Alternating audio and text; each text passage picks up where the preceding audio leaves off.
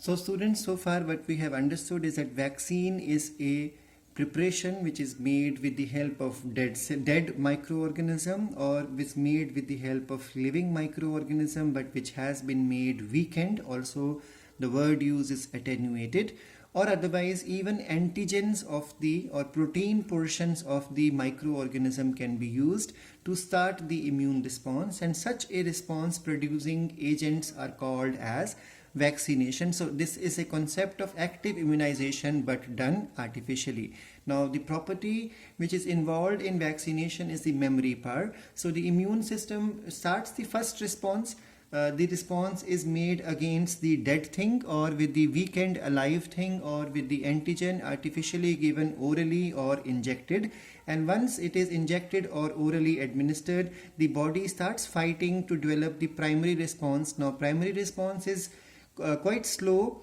It will take a lot of time to develop. It will not be a very much strong response, but the good thing is some memory cells are formed, memory B cells and memory T cells, and now they will be always waiting, moving through the blood, waiting, or the lymphatic system, and waiting for the second time attack by the similar thing. So when a natural attack occurs, then there will be very strong immune response, a very quick response, and that is called as the secondary immune response. And remember, memory cells are again formed in the secondary response for the future.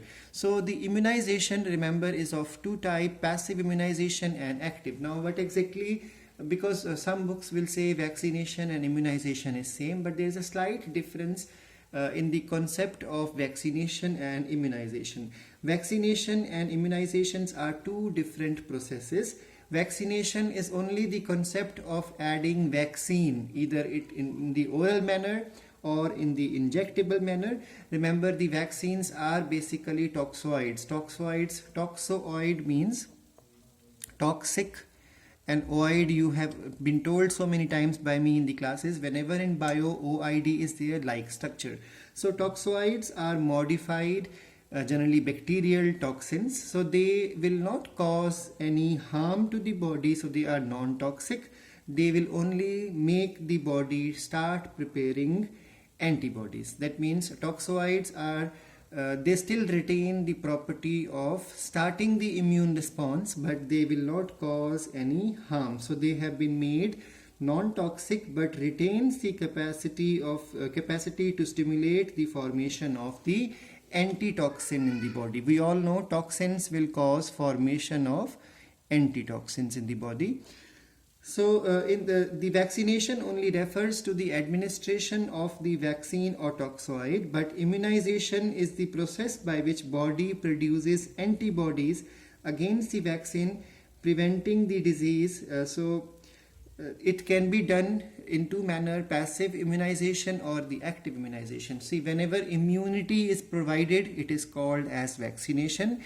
When vaccine is given to the body, it is called as vaccination. So immunization is a bigger concept and vaccination is a small part of immunization. So the immunization can be passive or active. Now when body learns to fight because a vaccine has been given, is called as active immunization. So we have already covered this, that there will be a primary response after this, and formation of memory B cells and formation of memory T cells. And I have told this also before, if a snake bite is there, if tetanus is there, diphtheria, in such concepts I have told before that immunization can be passive also. So in passive immunization, patient is given pre-formed antibodies. So the body is not going to fight, or the body is not going to prepare its own antibodies. Pre-formed, that means already formed antibodies taken from some other organism are given to the patient's body. So now vaccines can be of various types. The types are, this is exactly from the NCERT I have picked up. NCERT only write this thing into one statement, and I have made slight description regarding it. So what is attenuated, or what exactly is the whole antigen vaccine? So whenever living but weakened, so remember the microorganism is living but it has been made weak, is given to the body, it is called as attenuated whole agent vaccine. So MMR, you know what is MMR? Measles, mumps and rubella virus. That MMR vaccine is an example of this type of vaccine. And even the Sabin polio vaccine is a attenuated whole agent vaccine. If you have forgotten the Sabin, in the topic of TB, I had covered this concept. Please keep revising the topics of the previous classes.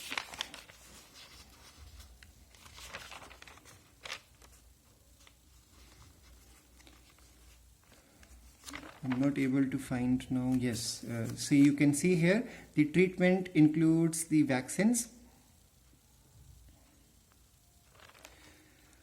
So the next one is attenuated whole agent vaccine. Inactivated means these microbes have been killed. So when killed microbes are used, it is called as inactivated whole agent vaccine. An example are Salk polio vaccine and typhoid vaccines, as well as the rabies vaccines.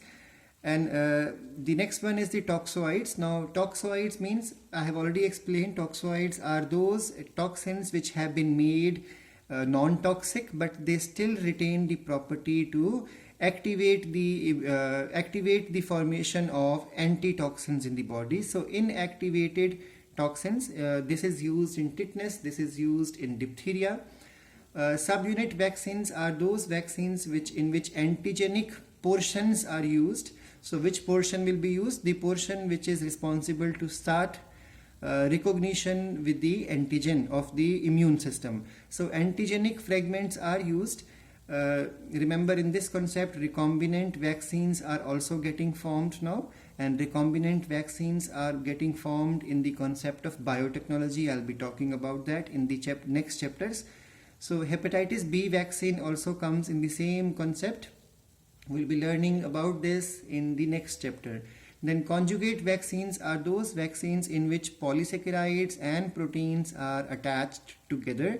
So example is influenza vaccine. And the latest thing to come is the nucleic acid vaccines, which are still under research going on. I think I spoke something wrong somewhere. The Sabin vaccine and the Salk vaccines are the polio vaccine. I think I spoke TB in between. Sorry for that.